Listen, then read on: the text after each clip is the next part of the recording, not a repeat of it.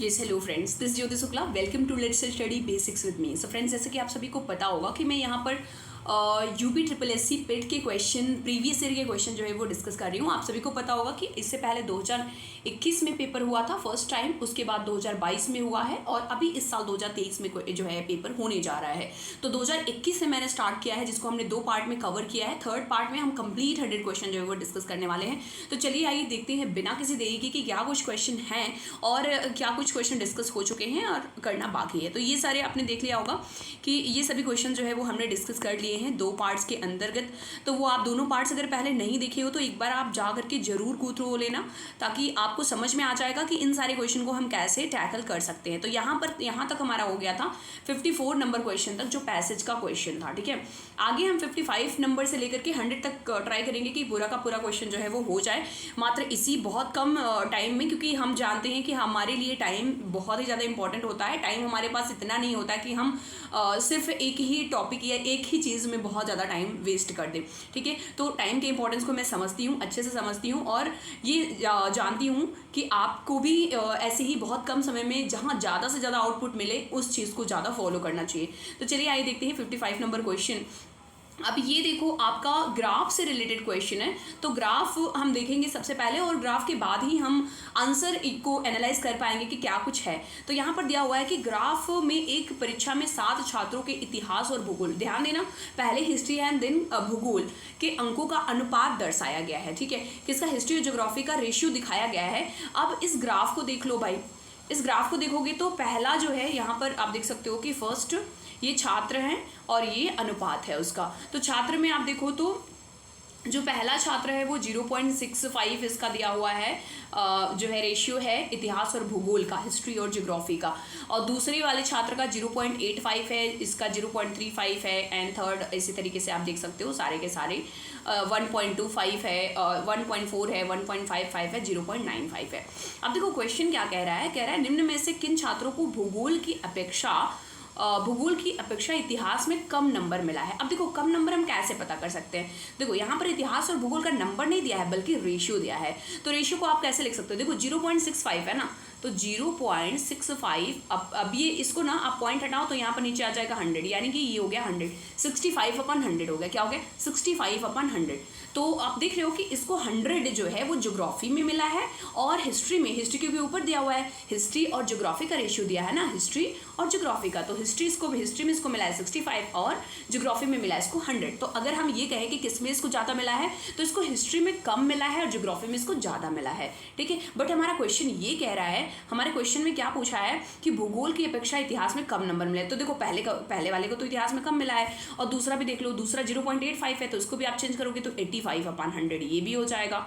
ठीक है, तो ये भी कम नंबर पाया है। तीसरे का देखो 125/100 हो जाएगा, 125/100। तो अगर ये देखो कि 100 में से 125 हिस्ट्री में उसका 125 है, ज्योग्राफी में 100 है, मतलब हिस्ट्री में तो ज़्यादा है, तो ये तो इसको हम नहीं करेंगे। 1.4 दिया है, तो ये इसका आप अगर पॉइंट हटाओगे तो ये 14/10 हो गया। कितना हो गया? 14/10, यानी हिस्ट्री में इसको मिला 14 और ज्योग्राफी में मिला इसको 10। और तीसरा देखो 0.95 है, तो इसका हो जाएगा आपका 95/100, यानी कि हिस्ट्री में इसको 95 और ज्योग्राफी में इसको 100 मिला है। 1.55 का अगर पॉइंट हटाओगे तो ये आ जाएगा 155/100, यानी कि इसको भी हिस्ट्री में 155 ज़्यादा मिला है और ज्योग्राफी में 100। क्वेश्चन हमारा पूछा था कि इतिहास में कम अंक मिले हैं। तो देखो इतिहास में किस किस को कम मिला है। देखो एक तो पहले वाले को मिला है, 0.65 वाले को कम मिला है, दूसरे वाले को भी कम मिला है, 85/100 आ रहा है। तीसरे वाले को भी देख लो, तीसरे वाला 35/100, तो तीसरा वाला भी हो जाएगा, यानी पहला, दूसरा, तीसरा। चौथा देखो क्या था, 125/100, तो ये तो नहीं होगा। और इधर 14/110 है, ये भी नहीं होगा। इसके बाद आपका ये है 95/100, यानी कि ये आपका 1 2 3 4, ठीक है, 1 2 3 4 5 6, ये 6 वाले को कम मिला है। तो 1 2 3 6, तो देख लो 1 2 3 6 कहाँ पे आ रहा है? ये आपका बी नंबर ऑप्शन जो है वो एकदम सही हो जाएगा। तो बी नंबर वाले को जो है वो इतिहास में कम मिला है और ज्योग्राफी में जो है वो ज़्यादा मिला है। इस तरीके से आप रेशियो के क्वेश्चन को सॉल्व करेंगे। आगे देखो, भूगोल में छात्र 3 से 4 के मध्य अंक प्रतिशत बढ़त है। तो देखो यहाँ पे प्रतिशत, भूगोल में 3 और 4 वाले का देख लो, 3 और 4 वाले में भूगोल में कितना मिला है। ये देखो, ये 3 वाले को 0.35 है, यानी कि 35/100। ठीक है, क्वेश्चन को ध्यान से देखेंगे, 3 और 4 का भूगोल का।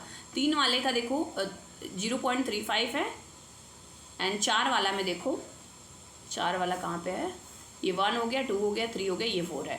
125, 35 125 है, कितना है 35 125, 35 1। अच्छा, लेकिन एक चीज़ ये बताओ कि ये तो अंक की प्रतिशत बढ़त पूछ रहा है, हमें नंबर तो एग्जैक्ट पता नहीं है। जब एग्जैक्ट नंबर नहीं पता है तो रेशियो से हम नंबर कैसे निकाल लेंगे, तो नहीं निकाल पाएंगे। इसका पर्याप्त जो है आंकड़ा जो है वो अपर्याप्त होगा, ठीक है। तो इसमें देखो कुछ सॉल्व करने की ज़रूरत ही नहीं है, सीधे सीधे, क्योंकि नंबर तो दिया नहीं है, नंबर नहीं दिया है तो रेशियो से हम कैसे इसके मतलब अंक के प्रतिशत जो है वहाँ पर निकाल लेंगे।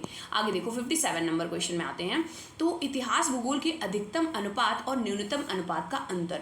अब देखो अधिकतम अनुपात और न्यूनतम अनुपात का अंतर कहाँ पर देखने को मिल रहा है, तो देखो मैक्सिमम जो है सबसे ज़्यादा है ये 1.55, क्या है 1.55, और सबसे कम कहाँ पे है, ये देखो 0.35 का, तो 0.35 इसमें से माइनस कर दो, यानी 1.55 माइनस 0.35 करोगे, क्या करोगे 1.55 में से 0.35 माइनस कर दो, तो क्या हो जाएगा 5 में से 5 गया 0, 5 में से 3 गया 2, और ये 1.20, यानी ए ऑप्शन जो है वो एकदम सही है। बहुत ही ईजी क्वेश्चन होते हैं, सिर्फ आपको एडिशन सब्ट्रैक्शन मल्टीप्लिकेशन डिवीजन करना होता है, परसेंटेज रेशियो निकालना होता है, एवरेज निकालना होता है, बस इससे ज़्यादा कुछ भी इसमें क्वेश्चन नहीं पूछा जाता है। आगे चलते हैं, छात्र 4 को भूगोल में 60 अंक मिला। देखिए ये थोड़ा सा ध्यान दे रहा, छात्र 4 को भूगोल में 60 अंक मिले, उसके इतिहास में अंक कितने हैं। तो देखो छात्र 4 का पहले रेशियो तो देख लें, छात्र 4 का तो देखो पहला था, ये दूसरा था, ये तीसरा था, ये चौथा, 125/100 था, कितना था 125/100। तो एक बार जरा लिख लेते हैं हम इसको, 125 अपन ये हम लिख लेंगे 125/100, ठीक है। तो इसका बोल रहा है कि इतिहास में भूगोल में छात्र 4 को भूगोल में 60 अंक मिले। तो ऊपर वाला तो हिस्ट्री है, नीचे वाला क्या है ज्योग्राफी है। तो हिस्ट्री का तो नंबर नहीं बताया है, बट ज्योग्राफी का बताया है, कितना 60 मिला है, यानी 100 का 60 मिला है, और हिस्ट्री का नहीं दिया है, तो हिस्ट्री का यहाँ पर मान लो x है, ठीक है। मल्टीप्लाई करो या डिवाइड कर लो, इधर काट देते हैं, 25 5 जा 125, 25 4 जा 100, और इधर भी काट दो, 4 1 जा 4 बचेगा 2, 20 हो जाएगा, 4 5 जा 20, यानी 15 5 जा कितना हो जाएगा 75। तो 75 जो है हिस्ट्री में इसका नंबर है, C option is the correct option. आगे देखो कितने छात्रों ने भूगोल की अपेक्षा इतिहास में ज़्यादा अंक अर्जित किए हैं। तो देखो वही उसी का अपोजिट हो जाएगा, 3 उधर जो थे 4 को मिला था जो है कम, तो यहाँ पर इसमें जो है ज़्यादा जो मिलेगा वो 3 को मिल जाएगा, ठीक है। इतिहास में ज़्यादा जो है वो 3 को मिल जाएगा, पहले का जस्ट अपोजिट क्वेश्चन है, तो ये हो गया। नेक्स्ट आ जाते हैं 60 से 64 तक, ये ग्राफ दिया हुआ है। अब ग्राफ को आप ध्यान से देखोगे, जैसे आप देखो यहाँ पर दिया है 2013-14 में जो कच्चे ऊन का उत्पादन होता है वो 56 होता है, 14-15 में 51 होता है, 15-16 में 53 होता है, तो ये अलग अलग ईयर का दिया हुआ है। अब देखो क्वेश्चन कह रहा है पहले 4 वर्षों के उत्पादन की तुलना में अंतिम 4 वर्षों के उत्पादन में कितना प्रतिशत है। तो पहले 4 का और दूसरे 4 का ऐड कर लो, तो क्या हो जाएगा, पहला 4 यानी कि 56 और 51, उसके बाद 15-16 में है 53, और उसके बाद 16-17 में है 65, ऐड कर लो इसको, तो 6 1 7 7 3 10 10 5 15, यहाँ पर हो गया 5 1 कैरी, 5 5 10 5 15 15 और 6 कितना हो जाएगा 21, और वो हो जाएगा 22, 225 आ गया। तो पहले 4 वर्षों में जो उत्पादन है वो 225 मीट्रिक टन है। अंतिम 5 का भी ऐड कर लो।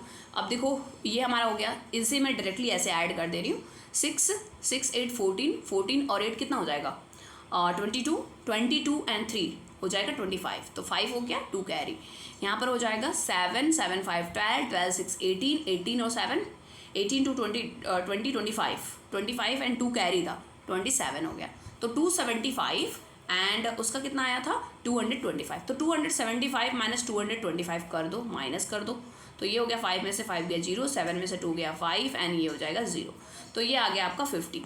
अब देखो क्या कह रहा है, पहले 4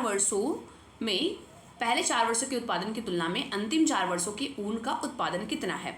तो ठीक है, उत्पादन प्रतिशत, तो ये आपका पहले 4 वर्षों का हो गया 225, ये तो 50 अपान आप क्या करोगे, कच्चे ऊन का उत्पादन प्रतिशत बढ़ गया है तो पहले वाले से कंपेयर करेंगे, यानी 225 नीचे कर लेंगे, इंटू 100 कर दो, तो उसको काटो, 25 4 जा 100, 25 9 जा 25 9 जा हो गया ना 225, ठीक है।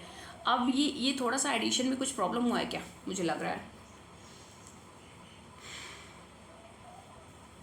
एक बार से ध्यान से ऐड करेंगे इसको, एक बार देख लेते हैं। 6 1 7 7 3 10 10 5 15 5, ठीक है। 5 5 10 5 15 15 और 6 21 22, ये वाला तो सही था।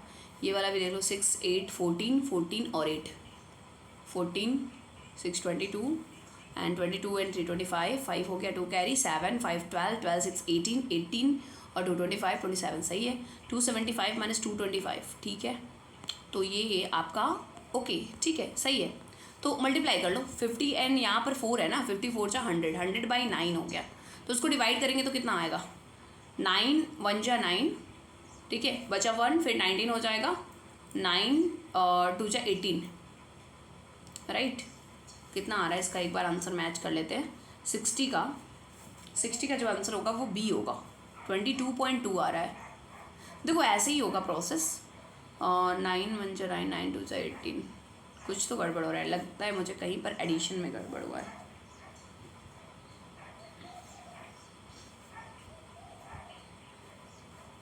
फिफ्टी अपॉन 200 अपॉन 9, अच्छा 50 अपॉन 225 हमने किया ना, इंटू 4 था। हाँ जी हाँ जी हाँ जी हाँ जी, यहाँ पे 4 था, 4 कट गया था ना, ये देखो 25 4 है ये, तो 50 इंटू 4 करेंगे हम, ठीक है, ध्यान देना।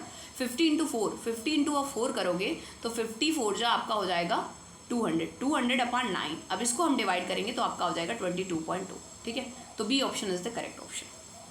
ओके, नेक्स्ट आते हैं नेक्स्ट क्वेश्चन की तरफ। तो नेक्स्ट दिया है 8 वर्षों के दौरान औसत उत्पादन कितना था। तो देखो 8 वर्षों का अभी हमने वो ऐड किया था, पहले 4 का आया था 225 और अंतिम 4 का जो आया था वो 275 था। इन दोनों को ऐड कर दो, ऐड करेंगे तो 5 5 10, 1 कैरी, 7 2 9 110, 2 2 4 और 1 कैरी 500। तो 500 डिवाइडेड बाई कितना कर देंगे, 8 है ना, 500 डिवाइडेड बाई 8, तो 500 डिवाइडेड बाई करोगे तो 8 6 जा 48 हो जाएगा, बचेगा 2 20 हो जाएगा, यानी 8 2 जा 16, फिर बचेगा 4, 8 5 जा 40, यानी 62.5। B option is the correct option. तो 61 का बी हो जाएगा आपका करेक्ट ऑप्शन। आगे चलते हैं। उत्पादन में पिछले वर्ष की तुलना में अधिकतम प्रतिशत घटत वर्ष किस वर्ष है। तो देखो पिछले वर्ष की तुलना में अधिकतम कहाँ पे घट रहा है, 62 नंबर में देख लो सबसे ज़्यादा कहाँ घट रहा है। देखो ये पहले 76 था, 76 से इतना कम आ जाता है 58, मतलब बहुत ज़्यादा घट जाता है। तो 2018-19 वाला जो है वहाँ पे सबसे खराब घटक जो है वो देखने को मिलती है। D option is the correct option, 62 का आपका डी हो जाएगा। नेक्स्ट आते हैं 2014-15 के कच्चे उत्पादन 2019-20 के उत्पादन का था। आप देखो 14-15 और 19-20 का हमें कंपेयर करना, तो देख लो 14-15 और 19-20 में क्या है। 14-15 में जो निकल के आया था वो था 51, यही वाला ना, 14-15 में था 51, और कौन सा ईयर था 2014-15 और 19-20 और 19-20 में देख लेना, 19-20 में है 68, 19-20 में है 68, तो 51/68 यहीं पर इसके सामने ही कर देते हैं, 51/68। ये किससे कटेगा, 17 से काट दो, 17 3 जा 51, 17 4 जा 68, यानी 3/4। ये पहला ही ऑप्शन जो है वो सही है, 3/4 is the correct option. Next है कच्चे ऊन के उत्पादन में उच्चतम वृद्धि का वर्ष था। देखो सबसे ज़्यादा वृद्धि कहाँ पर देखने को मिलती है, तो फिर से देख लो इस ग्राफ में सबसे ज़्यादा अगर वृद्धि देखोगे यहाँ 56 से 51 हुआ है, 51 से 53 हुआ है, 53 से यहाँ पे देखो 65 हुआ, 53 से 65 सबसे ज़्यादा यहीं पर हुआ है 2016 और 17 में। 2016 और 17 में देखो 2016-17 है, हाँ ये इसी ऑप्शन जो है वो सही हो जाए। बाकी को आप देखोगे कि कितने का अंतर आ रहा है, जहाँ पर ज़्यादा अंतर होगा, जहाँ पर ज़्यादा वृद्धि हुई है वही हमारा करेक्ट ऑप्शन हो जाएगा। 64 के बाद आते हैं 65 में, दी गई तालिका के आधार पर निम्नलिखित में उत्तर दीजिए। तो यहाँ पर देख लो ये दिया हुआ है ईयरली कमीशन अर्नड, तो ए जो है वो 2015 में इतना अर्न करता है, बी जो है इतना अर्न कर रहा है, ठीक है, सभी की अर्निंग जो है वो यहाँ पर दी हुई है। तो आगे देख लेना कि क्या कुछ है, ठीक है। तो कमीशन का अब हम आते हैं, ये ग्राफ देखने के बाद हम क्वेश्चन पर आते हैं। 65 में पहला जो क्वेश्चन है दैट इज़ वर्ष 2018 में बी का कमीशन 5 सेल्समैनों के उसी वर्ष के कुल कमीशन का लगभग कितना प्रतिशत। तो 2018 में बी का कमीशन और कुल कमीशन, ठीक है। तो देखो 2000 बी का जो है देख लेंगे हम, 2018 में बी का कमीशन, 2018 देखो ये है, एक सेकेंड, 2018 ये 2018 में बी का कमीशन कितना है 28,000, कितना है 28,000, ठीक है। और कुल कमीशन कितना है 1,46,960, 1,46,960, ठीक है। तो ये हो गया। अब पूछा क्या है, कमीशन 5 उसी वर्ष के कुल कितने प्रतिशत निकालने के लिए हम क्या कर देते हैं, इंटू 100 कर देते हैं।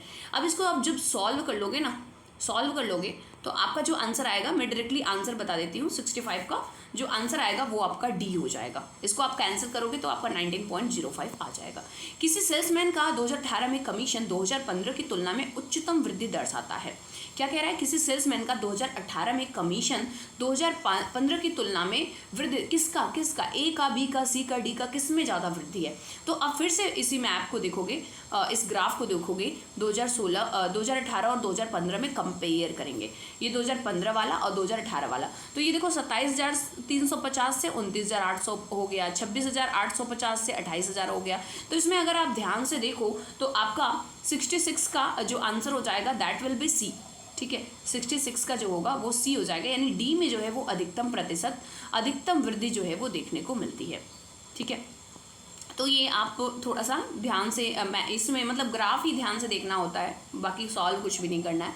निम्न में से किस वर्ष में किसी भी सेल्समैन द्वारा अर्जित उच्चतम और न्यूनतम कमीशन का अंतर अधिकतम है। तो किसमें अधिकतम अंतर देखने को मिल रहा है, तो 67 का भी आपका सी हो जाएगा, यानी 2019 में। अब ग्राफ देख लो, 2000, ठीक है, 2019 में आप देखोगे तो इसका अंतर हमें जो है देखने को मिलता है, 67 का सी हो जाएगा, ठीक है। बस ग्राफ को ध्यान से देखो, थोड़ा सा अपने आप हो जाएगा। 68, 2019 में सेल्समैन डी द्वारा अर्जित कमीशन ए द्वारा अर्जित कमीशन का लगभग कितना प्रतिशत है। तो 2019 में डी का कमीशन और ए का कमीशन, तो देख लो 2019 में डी का कमीशन कितना था। 2019 में डी का जो कमीशन है, ठीक है, ये रहा 2019 में डी का कमीशन है 29,800, कितना है, 29,800, ठीक है। डी का कमीशन और किसका कमीशन पूछा था भाई, डी का कमीशन और ए का कमीशन, डी का कमीशन और ए का कमीशन। ए का कमीशन भी देख लो, ए का कमीशन जो है 2019 में वो है 24,600, कितना है, 24,600। तो बस इसका रेशियो बोला जाए तो बस काट दो और परसेंटेज पूछा जाएगा तो इंटू 100 कर दो, तो आपका जो आंसर हो जाएगा वो आपके सामने निकल करके आ जाएगा। तो अधिकतम वृद्धि ये था ना आपका, हाँ जी, लगभग कितना प्रतिशत है। तो जब आप इसको इंटू 100 करके सॉल्व कर दोगे तो आपका आंसर जो आएगा वो इनमें से कोई नहीं होगा, मतलब जो आंसर आएगा वो मैच नहीं करेगा। किस वर्ष में सेल्समैन सी द्वारा अर्जित कमीशन पिछले वर्ष की तुलना में अधिकतम वृद्धि दर्शाता है। तो आप देखो, अब उसमें आप देखोगे मैप में ही, उसे ग्राफ में देखोगे तो आपका 69 का जो है वो डी हो जाएगा। 2016 में अधिकतम वृद्धि दिखाया जाता है। नेक्स्ट है, अब यहाँ पर देख सकते हो शेयर में खुले खातों की संख्या सैकड़ों में दी हुई है। एंजल जो है वो मई में 25, जून में 28, जुलाई में 35, ये सब जो है वो खाते खुलते हैं। शेर खान के ये सब खाते खुलते हैं, जीरोधा के और ट्रेड बुल के जो है वो खाते खुलते हैं। अब जरा देखो तो क्वेश्चन क्या कह रहा है, क्वेश्चन कह रहा है अगस्त में खुले खातों की संख्या जून में खुले खातों की संख्या का लगभग कितने प्रतिशत है। तो पहले तो अगस्त का निकाल लो और फिर जून का, फिर ऐड करके देखो, अगस्त का ऐड कर लो, तो अगस्त का आप ऐड करेंगे तो ये कितना हो जाएगा, अगस्त का और किसका बोला है, अगस्त का और जून का, अगस्त का और जून का। तो देखो हमें अगस्त का और जून का जो है वो कंपेयर करना। अगस्त का देखो 5, 5, 10 हो जाएगा, 0, 1 कैरी, 6, 3, 9, 9, 3, 12, 12 और 5 कितना हो जाएगा, 17, ठीक है, 17 और 1 हो गया 180। और जून का भी ऐसे ही ऐड कर लेंगे, 8, 8, 16, 16 और 5 कितना हो जाएगा, 21, 21 एंड 2 23 हो गया और 2 कैरी हो गया, 2, 1, 3, 3, 4, 7, 7, 4, 11, 11 और ठीक है कैरी कितना था इसका, 8, 8, 16, 16, 5 जो है 21, ठीक है 21, 21 और 2 23, 3 था, 2 कैरी था। इसके बाद आपका हो गया था 2, 1, 3, 3, 4, 7, 7, 4, 11, 11 और 2 13, यानी 133, 180 अपॉन 130। अब इसका माइनस कर लो, थोड़ा सा माइनस करोगे इसको तो कितना आ जाएगा, 10 - 3 हो जाएगा 7 एंड यहाँ पर 7 - 3 हो गया 4 और तो 47 आया। और हमें कंपेयर किससे करना है, अगस्त से करना था, तो 180 आप कर लोगे और इंटू 100 कर लोगे तो आपका जो है वो परसेंटेज निकल करके आ जाएगा। ठीक है, आपका क्वेश्चन क्या था, क्वेश्चन 70 नंबर। तो 70 नंबर का जो आंसर निकल करके आएगा वो आ जाएगा बी 35.3। आगे देखो, मई से सितंबर तक एंजल में खुले खातों की संख्या जीरोधा से खुले खातों की संख्या का क्या अनुपात है। तो आप क्या करोगे, मई से सितंबर तक का एंजल में खुले खाता की संख्या और जीरोधा में खुले खाता जो है वो लिखोगे ऊपर ऊपर, पहले एंजल का लिखोगे, एंजल अपान जीरोधा, ठीक है। उसके बाद कैंसिल करके आप देखोगे कि आपका जो अनुपात निकल करके आएगा दैट विल बी ए हो जाएगा 1.04, ठीक है। आगे देखो, किसी शेयर ब्रोकर में खुले खातों की औसत संख्या औसत महत्तम है। तो महत्तम मैक्सिमम किसका है, तो आप ध्यान से देखोगे ग्राफ को तो आपको ट्रेड बुल का जो है वो देखने को मिलेगा। नेक्स्ट है, ट्रेड बुल में खातों की संख्या का औसत शेर खान में खुले खातों की संख्या के औसत का लगभग कितना प्रतिशत है। तो उसको भी आपको उसी तरीके से पहले ट्रेड बुल में खुले खातों की संख्या, फिर शेर खान में खुले खातों की संख्या को ऊपर नीचे करके मतलब दोनों को पूरा ऐड करने के बाद फिर दोनों की एवरेज को ऐड करने के बाद फिर हम उनका जो है प्रतिशत निकाल लेंगे। तो 73 का जो हो जाएगा आपका डी हो जाएगा। नेक्स्ट है, निम्नलिखित में से किस महीने में खुले खातों की संख्या महत्तम है, मैक्सिमम है, ठीक है। तो अगर आप ध्यान से देखोगे ग्राफ को तो आपको समझ में आ जाएगा कि बी नंबर यानी सितंबर में जो है वो खाते सबसे ज़्यादा खोले गए हैं। अब आ जाते हैं हम थोड़ा सा जीएस के पोर्शन की तरफ, ठीक है। तो थोड़ा सा कैलकुलेशन ज़्यादा हो गया, कैलकुलेशन मतलब एडिशन सब्ट्रैक्शन एवरेज वाले थोड़े से बहुत बड़े हो जाते हैं। 75 नंबर से हम जीके के क्वेश्चन में आते हैं। निम्नलिखित में से कौन से संत शिवाजी के समकालीन थे। तो देखो, जो शंकराचार्य थे, शंकराचार्य तो अद्वैतवाद के जो है वो कहे जाते हैं, अद्वैतवाद के कहे जाते हैं संस्थापक। और ये जो है हम जानते हैं कि शंकराचार्य जो है ये इनका बहुत ही ज़्यादा साउथ इंडिया में इनको बहुत ही ज़्यादा लोग मानते हैं और इन्होंने जाकर के उत्तराखंड, बद्रीनाथ, इन सारे जगहों पर जाकर के तपस्या करते हैं, अपने पूरे परिवार वगैरह को छोड़ देते हैं और जो है अद्वैत की संकल्पना को प्रस्तुत करते हैं। तुकाराम जो है ये तो बहुत पहले के हो गए। तुकाराम जो है ये शिवाजी के समकालीन थे। तुकाराम जो थे वो मराठा साम्राज्य जब आप पढ़ते हो तो वहाँ पर इनके समकालीन हमें देखने को मिलते हैं, शिवाजी के समकालीन संत जो है वो देखने को मिलते हैं। मराठियों में इनका बहुत ही ज़्यादा नाम है। चैतन्य महाप्रभु के बारे में भी जानते हो, ये बंगाल रीजन से जो है वे बिलोंग करते हैं। बंगाल के प्रथम गवर्नर जनरल कौन थे। तो देखो, बंगाल के प्रथम गवर्नर जनरल की जब हम बात करते हैं तो वो लॉर्ड वॉरेन हेस्टिंग्स हो जाते हैं। और लॉर्ड वॉरेन हेस्टिंग्स जब 1773 का रेगुलेटिंग एक्ट आता है उसी के थ्रू जो है वो बंगाल का गवर्नर जनरल बना दिया जाता है। इससे पहले जो है वो ऐसे ही नॉर्मल गवर्नर कहा जाता था। अब इनका क्या बोला जाने लगा, बंगाल का गवर्नर जनरल। लॉर्ड क्लाइव की बात करते हैं तो स्टार्टिंग में लॉर्ड क्लाइव ने बहुत सारे युद्ध में जो है मतलब कि जैसे हम उधर स्टार्टिंग में देखते हैं कि बक्सर का प्लासी का युद्ध होता है, उन सब जगहों पर इसका बहुत बड़ा योगदान देखने को मिलता है। लॉर्ड रिपन बहुत ही इंपॉर्टेंट पर्सन है। लॉर्ड रिपन ने 1881 में क्या किया था, में यहाँ पर इंडिया में थे और इनकी समय पर ही इल्बर्ट बिल विवाद देखने को मिलता है, ठीक है। इल्बर्ट बिल विवाद ये बहुत पूछा जाता है कि इल्बर्ट बिल विवाद किससे संबंधित है, तो लॉर्ड रिपन से संबंधित है। लॉर्ड रिपन ने ही जो है वो जो जनसंख्या मतलब सेंसस जो है वो उसको विधिवत तरीके से हर 10 साल में जो है वो कराना शुरू किया था। लॉर्ड लिटन की बात करते हैं तो ये जो है ये आपका जो है 78 में आ जाता है, 1878 में और ये बहुत ही मतलब पत्रकारिता पर प्रतिबंध लगा देता है। तो प्रतिबंध नियम जो है वो ये लाता है। तो अगर खैर इसमें 76 नंबर के क्वेश्चन के आंसर की बात करेंगे तो वॉरेन हेस्टिंग्स जो है वो सही हो जाता है। चरक संहिता संबंधित है। चरक संहिता जो है देखो ये चिकित्सा से संबंधित है। राजनीति से संबंधित हम बोलेंगे तो आप कौटिल्य वगैरह को आप बता सकते हो।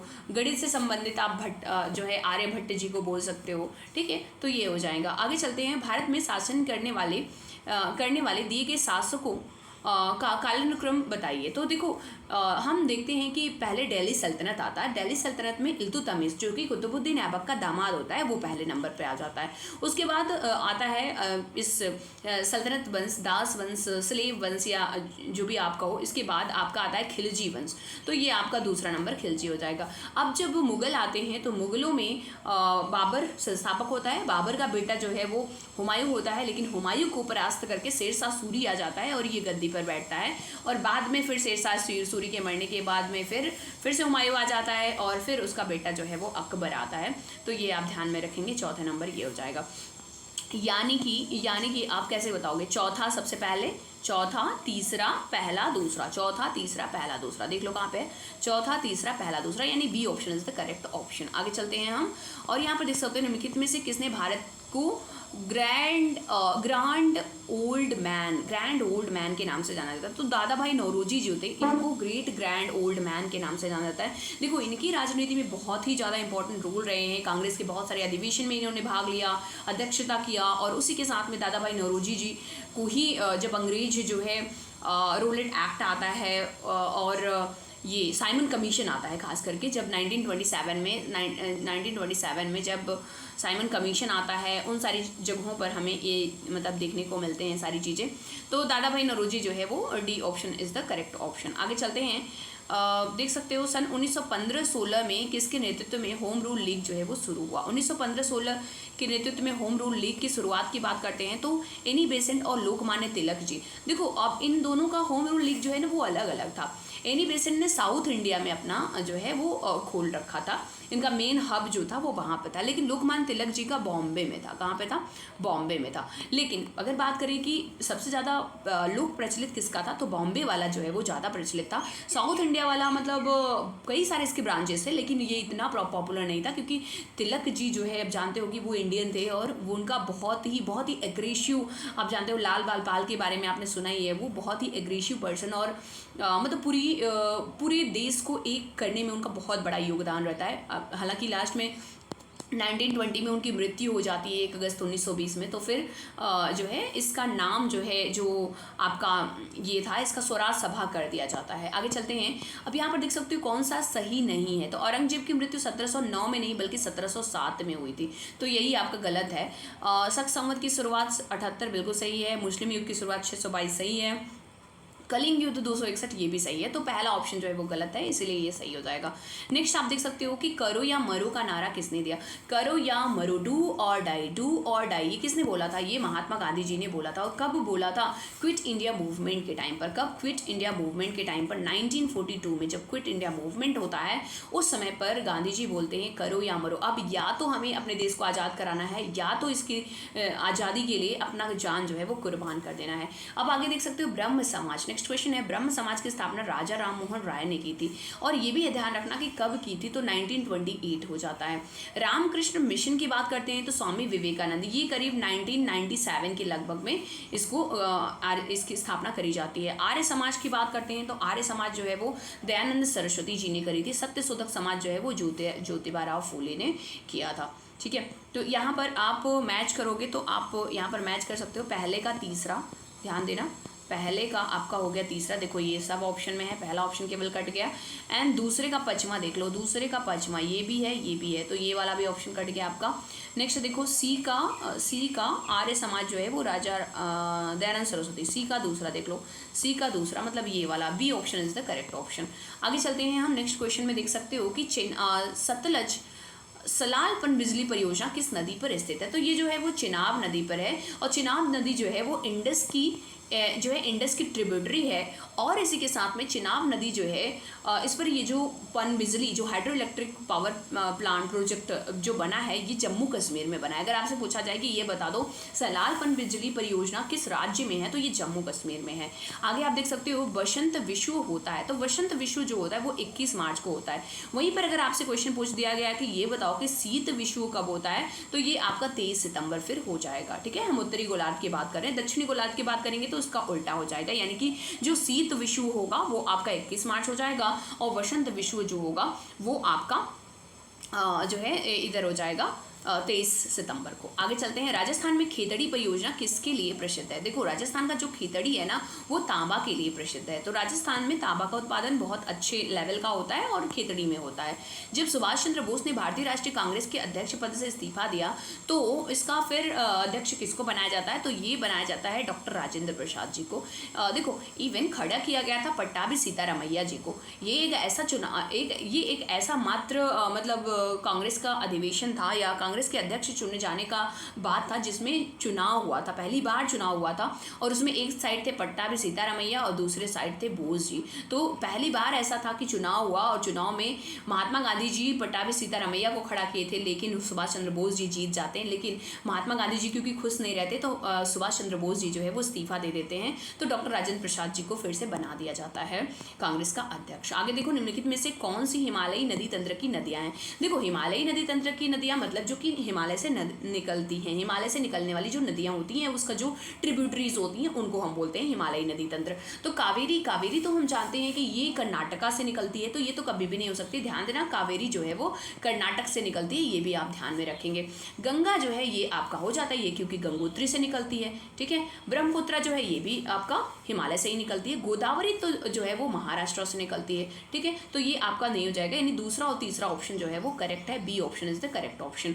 नेक्स्ट चलते हैं हम, बैंक दर का अर्थ है बैंक रेट। बैंक दर, बैंक रेट का मतलब होता है कि देश की केंद्रीय बैंक द्वारा ली जाने वाली आधिकारिक ब्याज दर, ठीक है। तो जो आरबीआई जो है वो ब्याज दर लेती है उसी को हम बोलते हैं बैंक रेट। अगर उसी का रिवर्स रेपो रेट बोला जाए, रिवर्स बैंक रेट, तो इसी का जस्ट अपोजिट हो जाएगा। नेक्स्ट है काजीरंगा राष्ट्रीय उद्यान कहाँ पर है। तो काजीरंगा राष्ट्रीय उद्यान जो है वो आसाम में है। ये ध्यान रखना, यहाँ पर वन हॉर्न राइनासोर्स पाए जाते हैं। क्या पाए जाते हैं? वन हॉर्न राइनासोर, एक सींग वाले गैंडे पाए जाते हैं। तो आसाम जो है वो आपका सही हो गया। 90 के बाद आते हैं 91 नंबर क्वेश्चन में। अच्छा, और भी अगर आपको जानना है, जैसे केरला में बांदीपुर नेशनल पार्क कर्नाटक में हो जाता है, ठीक है।